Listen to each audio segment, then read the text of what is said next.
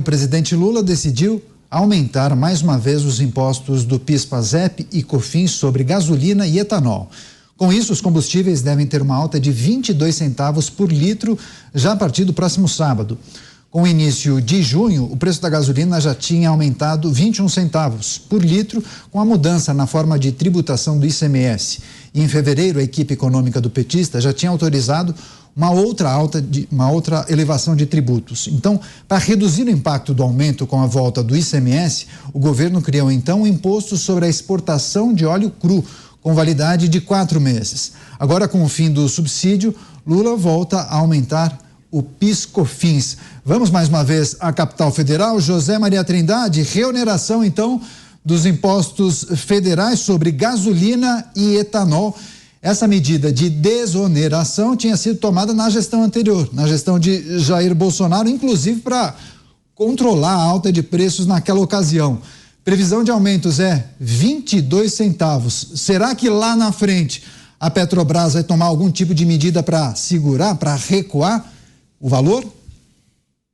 Pois é, olha, Caniato, antes de vir para cá, eu estava no Congresso Nacional. Enquanto esperávamos a chegada do presidente argentino, né, Fernandes, a gente conversava com os deputados e senadores lá, né, que estavam aguardando no Salão Nobre a chegada do presidente argentino.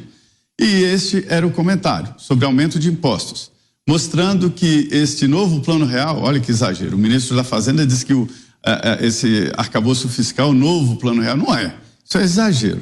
Mas há ali embutida uma mini reforma tributária para aumentar a arrecadação do governo em 150 bilhões de reais, isso não é pouco. 150 bilhões de reais para gastar, porque são verbas discricionárias, né? Então, a opinião era geral, de que a tendência do governo, deste governo Lula, é aumentar a cobrança de impostos para gastar mais. Para gastar mais é preciso arrecadar.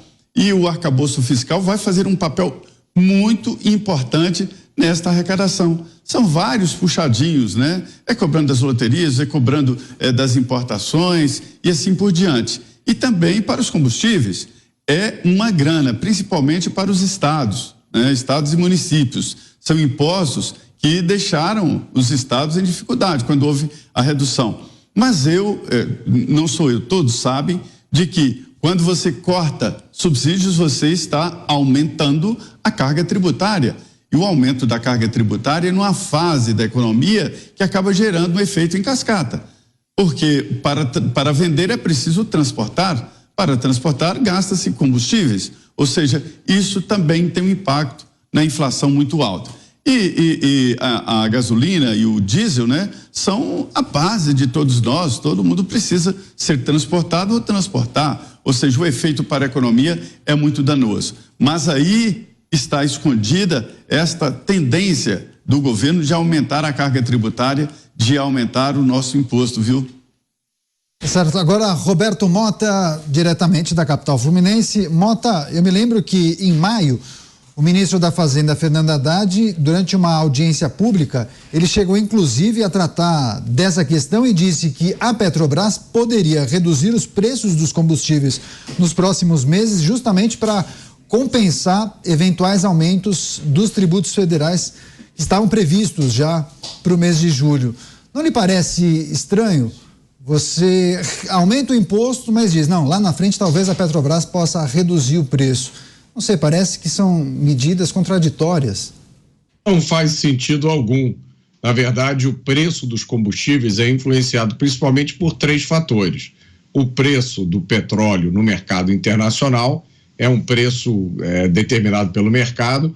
O outro fator é o câmbio, quanto mais o dólar sobe, mais os preços sobem. E o terceiro fator são os impostos. Se a Petrobras lá na frente vai abaixar os preços para compensar o aumento de impostos, provavelmente a Petrobras vai levar prejuízo, a menos que os preços do mercado internacional caiam. Nada disso faz muito sentido e nem é para fazer mesmo. Vamos só lembrar, é a mesma turma que criou a despiora da economia, criou também a reoneração dos combustíveis. Não é bonito? Reoneração. é a desredução do preço da gasolina, entenderam? Na esquerda tem até quem comemore a subida do preço da gasolina, dizendo que isso é bom para o meio ambiente. Só a esquerda brasileira domina essa técnica avançada de transformar imposto em árvores e ar puro. Agora a pergunta é, por que os impostos estão subindo? Para responder essa pergunta, existem vários tipos de respostas, inclusive respostas que têm assim um som muito técnico, cheia de termos empolados e que você não vai conseguir entender. Fique tranquilo, isso é de propósito, é para que você não entenda mesmo.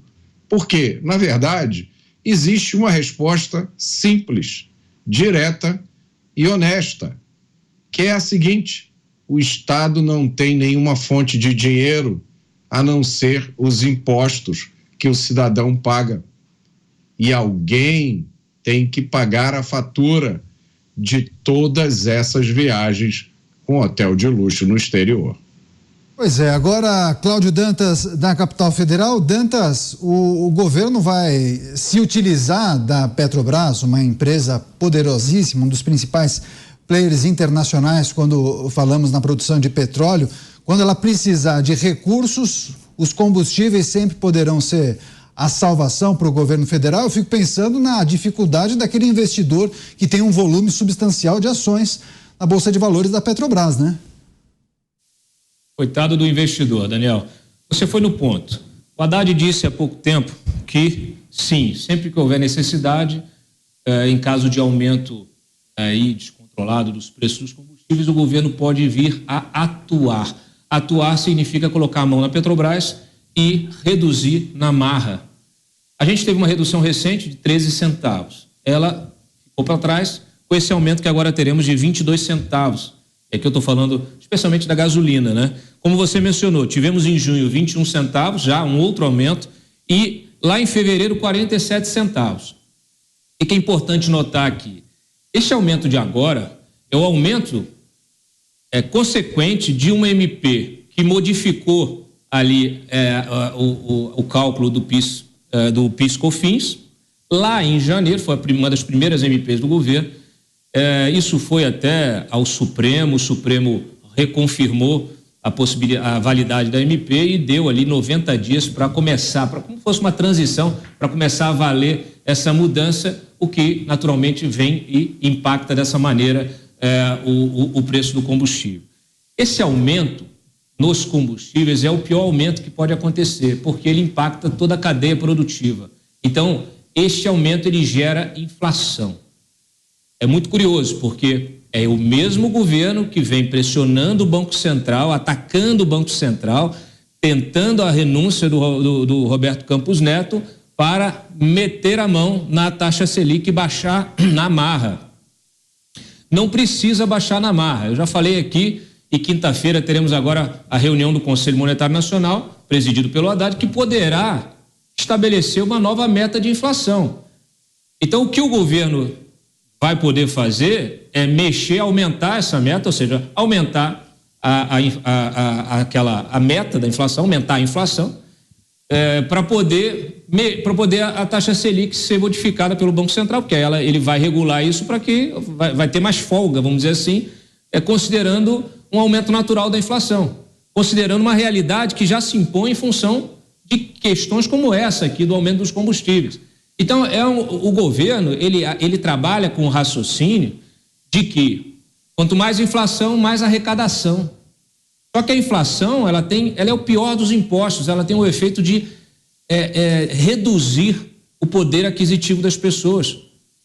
Então, a tendência, nós já vimos isso no passado, a tendência é o teu salário, você ganha, já não ser possível ser utilizado da mesma maneira para comprar aquilo que você está acostumado a comprar, cada vez menos. Com a inflação você consegue ter um caixa aparentemente maior, mas é uma questão absolutamente contábil, e o governo considera essa a maneira adequada de, junto com a questão daqui da reforma tributária, né, que nós já mencionamos várias vezes, e várias outras medidas que estão sendo tomadas, ampliar ao máximo a arrecadação para cobrir o buraco que eles criaram já na transição do ano passado, no final do ano passado, com a PEC da gastança. Então é uma questão de matemática pura e simples.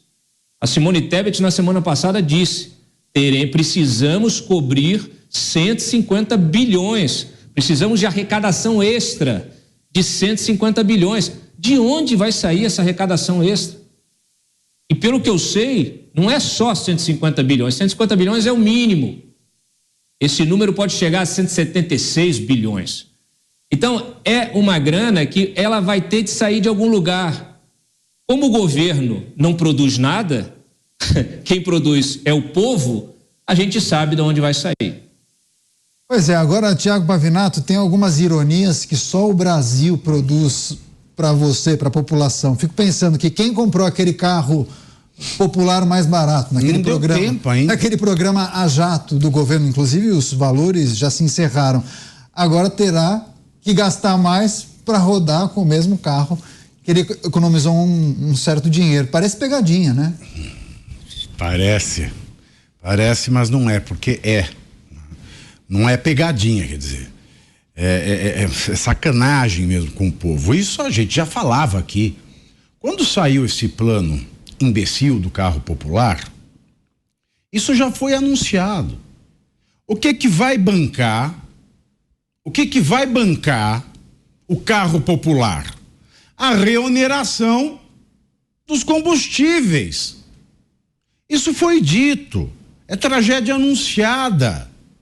A gente já falava aqui quando saiu esse plano estúpido, espúrio, indecente do carro popular. Vindo ainda do gabinete do ministro da Fazenda, que é o Haddad, que vale lembrar, quando foi prefeito de São Paulo, qual era o projeto dele? Vamos usar assim esse neologismo, a descarrização de São Paulo. Vamos fazer ciclofaixa, vamos fazer jumentofaixa, tudo para que diminuam os carros. Aí ele, como ministro da Fazenda, ele vem e assina, junto com o presidente, um projeto de carro popular. Parabéns. Como é o Haddad fazendo isso, logo se percebe que tem gato não, tem uma jaguatirica inteira dentro dessa tuba. Tem jaguatirica nessa tuba porque é óbvio. A pessoa vai comprar um carro popular. Quem é que compra o carro popular? O popular. Porque quem tem dinheiro vai comprar a Porsche. Tem a Porsche popular agora também. Porque o dono do banco que fez o financiamento do carro popular, ele pode comprar a Porsche com dinheiro do povo. Tem a Porsche popular. O dono da concessionária pode ter a Porsche popular. Então veja, senhores, eu faço um carro popular que é para o popular comprar. O popular brasileiro tem uma renda média de R$2.808.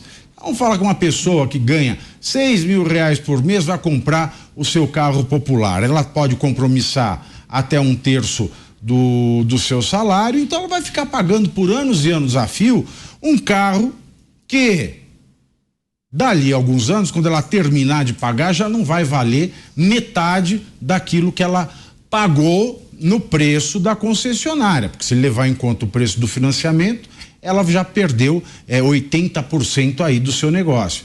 E agora veio o aumento do combustível que já estava avisado. Então o brasileiro, ele vai ficar sem dinheiro para pôr a gasolina ou o etanol no carro, sem dinheiro para pôr na gasolina e o etanol, com a inflação das coisas. Por quê? Porque o preço do diesel também vai aumentar. O Brasil, a distribuição é rodoviária, então vai aumentar o preço de alimento, de remédio, de tudo. Então ele vai ficar sem dinheiro para o financiamento, sem dinheiro para a gasolina, sem dinheiro para o etanol, vai ficar devendo para o banco. Então a vida do brasileiro e as famílias brasileiras endividadas, super endividadas, já ultrapassam 43%, tá algo entre 43% e 46% das famílias brasileiras endividadas, sem saber o que fazer no próximo mês. Nós vamos levar esse nível para quanto? Nós vamos ficar com mais de 50% das famílias brasileiras endividadas? Se vamos, nós entramos num patamar pior do que o da pior crise econômica que o Brasil viveu, que foi no governo Dilma Rousseff, que o endividamento das famílias ali girava em torno de 44%. Logo, senhores, é uma medida Tão imbecil porque, além de ficar sem carro, mais endividado, sem a gasolina, aí vai ficar endividado, o que pode fazer hoje por conta do novo Código de Processo Civil, que foi medida essa que foi declarada constitucional pelo Supremo recentemente, ele vai ficar endividado, vai ficar sem carteira. Então ele vai ficar sem gasolina, sem álcool, sem carro, sem carteira de motorista, ou seja, aí ele vai ter que andar de ônibus. O que vai acontecer? O ônibus anda a diesel. A passagem vai ficar mais cara, meus senhores. Além de estar mais caro o custo de vida. Ou seja, é uma quebradeira total que este país está prestes a vivenciar mais uma vez, isso sem pandemia. Isso sem pandemia, meus senhores. Agora, vocês imaginam que a gente viu o caos durante a pandemia. Neste outro período, vem um outro caos. Como dizia o Lula para falar da Covid-19, do coronavírus, fala, ainda bem que a natureza inventou o coronavírus. Então vem outra bestialidade da natureza, chamada Luiz Inácio Lula da Silva, e nós vamos viver um período de trevas. Por quê? Com a economia em treva e com o governo preocupado em fazer alguma coisa pelo Brasil arrecadando imposto, ou seja, além do aumento na gasolina, no álcool, na tarifa do transporte público, que é aumento do táxi, que é o aumento do Uber, a pessoa ela vai ficar endividada com o banco, ela vai ter ainda mais impostos a pagar. E mais impostos também vai pagar por conta de tudo que ela compra no supermercado. Até quem recebe Bolsa Família, o cartãozinho do Bolsa Família, vai no mercado e vai pagar mais imposto porque o produto vai estar mais caro.